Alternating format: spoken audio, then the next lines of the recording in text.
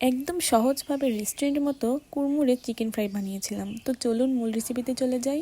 আমি প্রথমে একটা বলে মাংস ম্যারিনেট করে রেখেছিলাম হলুদ, মরিচ এবং ধনিয়া গুঁড়ো আর সয়া সস দিয়ে।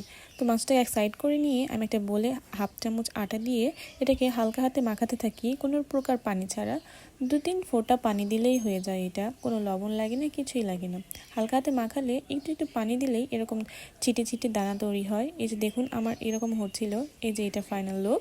তারপর আমি একটা বলে তেল গরম করতে দিয়েছিলাম। তেলটা ফুটন্ত গরম হয়ে গেলে ওই আটাটার মধ্যে মাংসটাকে কোট করে এক এক করে তেলে ছেড়ে দিতে হবে। এর থেকে ইজিভাবে চিকেন ফ্রাই মনে হয় আর হয় না। এটা 5 মিনিট ভাজলেই একদম তৈরি হয়ে যায়। আমি নেড়ে দিচ্ছিলাম সবগুলোকে। আপনারা আমার মতো এত নাড়তে যাবেন না, তাহলে সবগুলো ছেড়ে ছেড়ে যাবে। দেখেন আমারটাও ছেড়ে ছেড়ে গিয়েছিল।